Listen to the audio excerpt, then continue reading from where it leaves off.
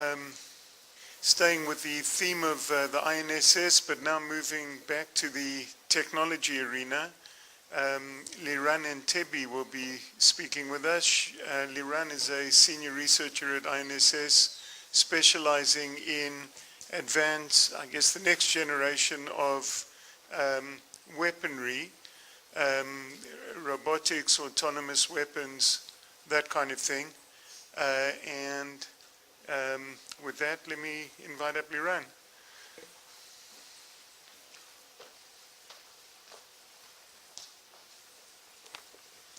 Okay, so it's only me between you and lunch. Sorry, can you hear me? I'm glad to be here today. Thank you for the opportunity. And may I have my presentation? Thank you. So I'll speak about the Boomerang Effect, technology, terrorism, and counter-terrorism, and I hope that also the people from the business ecosystem will find some interesting insights in my talk. So by saying terrorism, it leads me to the fact that most of the attention of the Israeli society in the field of terrorism today is directed to terrorist kites. Sorry. So burning Israeli fields near the border with Gaza, which reminds me of Albert Einstein's well-known... Oh, okay. Maybe a bit further from the mic. It's, okay, no problem. Is it okay now? Better? No? It's too far. Now? Try. 1, 2, 3. Okay. So you had the opportunity to read the quote of Albert Einstein, and I'm glad we are not yet there, but still it shows us that how much damage can be caused by so little. However, despite the fact that this trend is painful and frustrating, the trend of the terrorist kites, if you look at the air dimension, the main thing that will affect our lives in the next few years and maybe decades, for better and for worse, including influence on terror and counter-terrorism, is drones. This is the right direction, which refers to different types of UAVs and rhetoric vehicles. We are in an era of a huge growth in the field of unmanned aerial systems, starting from extensive military use by many different states all over the world, when many states using them for ISR as well as for targeted strikes. And we have a large number of states starting to produce and even sell those systems, armed drones, and there is a research saying that in less than a decade now, every state will be able to purchase and to use armed drones, and it's a real issue of concern. So this is for the state and military issue, and then through the commercial potential that is pending, waiting for regulation and legislation in order to fulfill itself. For example, in the field of deliveries, aerial photography services, agricultural services, and it's only the tip of the iceberg. These have a tremendous potential, and it's both economic but also potential to influence our everyday life. And the terrorist organizations that use these systems for their purposes. This use of terrorists is innovative and de facto allows those organizations, entities with inferiority in force and power to own a mini air force. It's something that a few years ago we couldn't even imagine. It includes real-time intelligence gathering capabilities as well as sometimes precision strike capabilities, and there are those who are shocked by this phenomenon of terrorists using drones, and some of the world's military forces even find themselves surprising and lacking of operational effective solution, and I'm not referring only to the Syrian army that you can see the example in the picture, not at all. And even if this phenomenon currently has no strategic effect on states like Israel and the United States, and it stays mainly on the tactical level, we should remember that we live in times in which cognitive campaigns have a great influence on the world we live in. And this is quite sad, because it was possible to predict this phenomenon at high level of confidence and to prepare for it in terms of technology and counter-terrorism doctrines. What do I mean?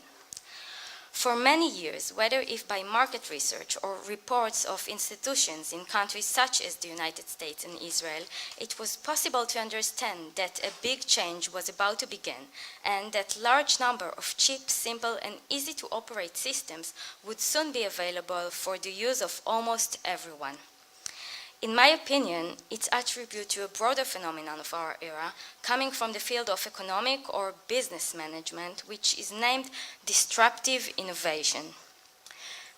When we look to the definition of disruptive innovation, we can go to the famous book of Clayton Christensen, and to see that he speaks about technologies simpler than the prior approach, offered less, but disrupt the existing market with different benefits like low price.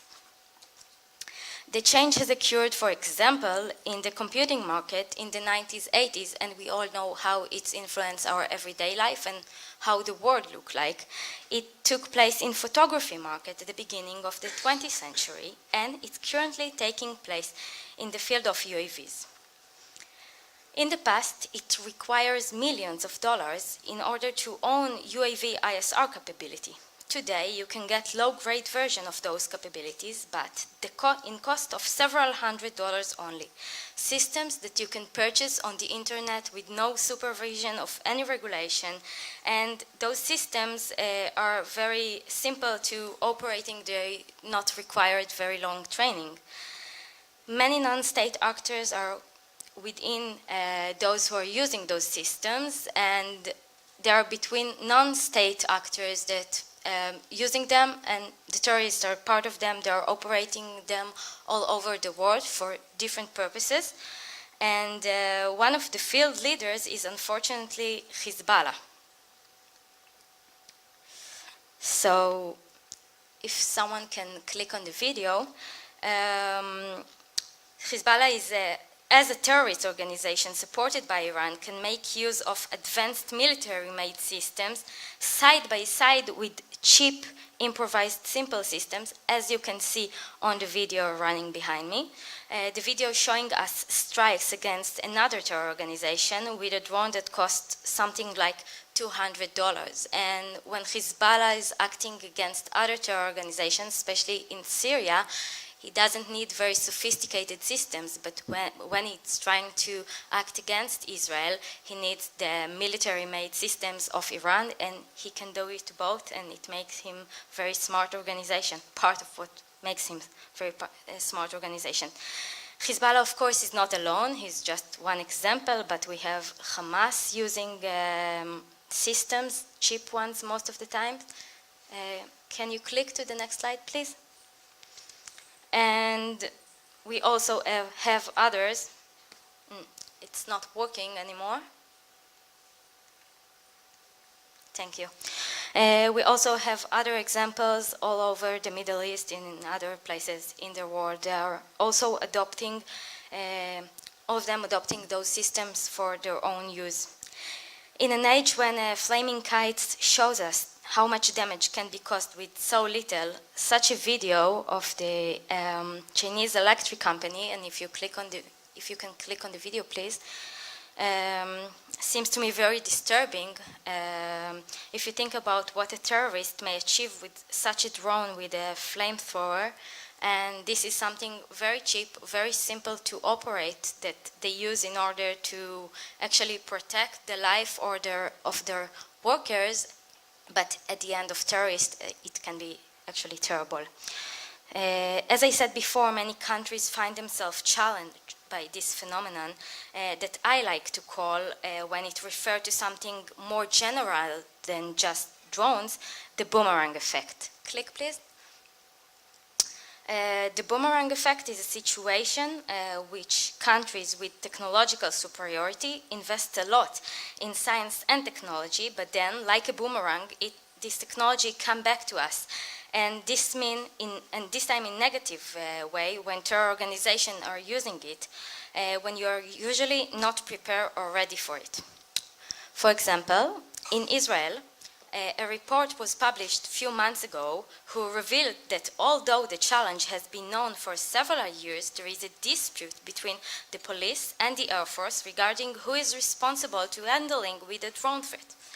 And this leads to the fact that Israel is extremely unprepared to address the multiple threats presented by drones, either from cross-border terrorism or from unregulated and dangerous domestic use of civilians and others.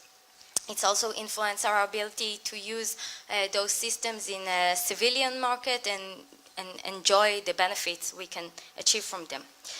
And in the United States, almost 2 years ago, DARPA issued a call to companies and even citizens or civilians in search for a response to the threat of drones, including the ability to protect military force while maneuver, which is very complicated, and I don't think they have been able to resolve meantime. I hope they will soon, but we're speaking about DARPA, one of the greatest organizations in the field of science and technology, and even they didn't have the solution on the time it was required.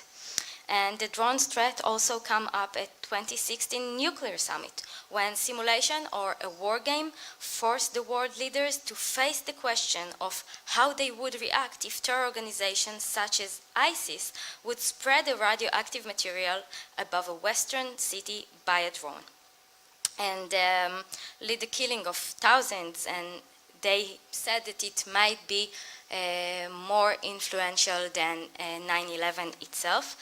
It was said by the President Barack Obama. It is important to note that solutions, technological or non-technological, are appearing, and we'll see now. Please click on the slide, or maybe, thank you.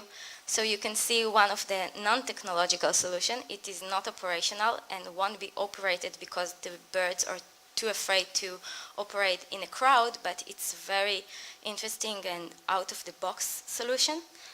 Click, please.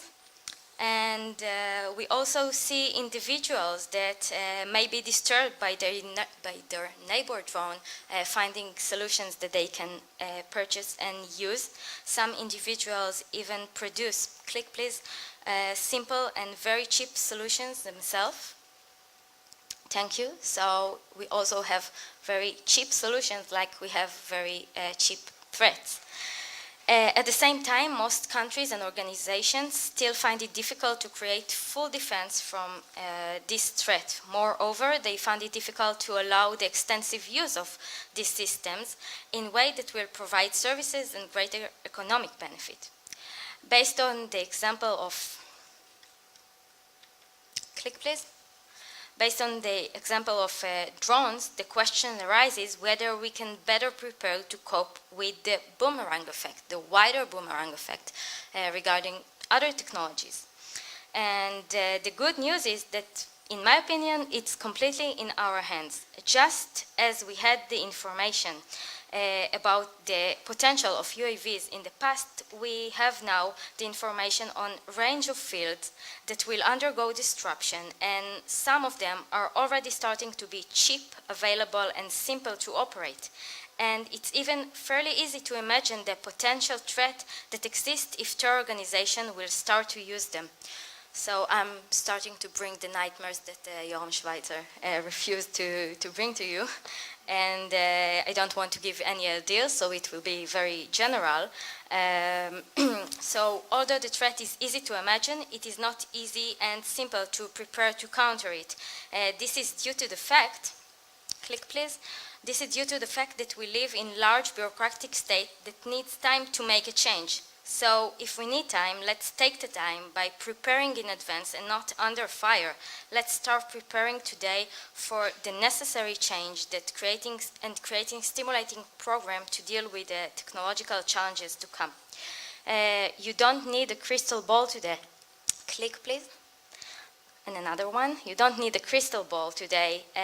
We have excellent scientific tools for technological forecasting, and some of the information is simply available for all of us on the internet. So, click. Let's talk about the threat that is coming from 3D printing and the fact that it allows producing of many things like guns and knives side by side with the amazing good things that we can do with it. Click. Let's try to understand the challenges AI, artificial intelligence, will bring with or without, click, the cyber threats. And let's explore the IoT, the Internet of Things, that will change our life for better, but will also give Click advanced sensor and means to terror organization, such that they can buy directly from the shelf and then change them and use them in ways potentially harm innocents. Those are only 3 topics that I'm dealing with in my research these days, and I believe that they have tremendous potential, both positive and negative. Click. But the fact is that the information is open and available to us, the defenders, as well as to the terrorists that may use them in very difficult and problematic way.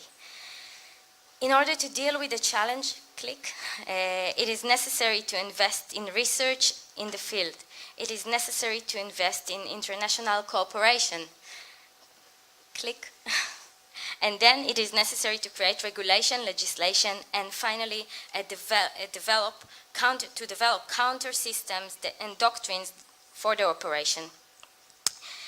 As countries, we have the advantage, both in science and technology and in policy, that allows us to create future in which we know when we look up at the sky, 2 clicks please, when we look at the sky and we see a UAV, that it works for the good guys rather than the terror drone.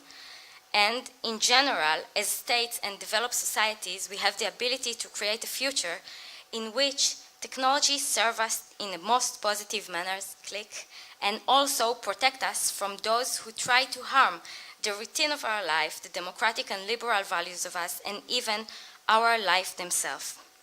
Click. As I said before, it is only in our hands, and I believe that we can do it. Thank you. Last click. It was full of clicks. That was an impressive number of clicks. Thank you. Thanks very much. Thanks very much, Liran. Not a very cheerful talk, but a super interesting one. Now it's time for lunch and also time to visit the exhibition, which is now open. Both of them are upstairs. The lunch is out on the patio, but feel free to bring the food in and cruise the exhibition. Just try not to spill too much on the exhibition or on the exhibitors.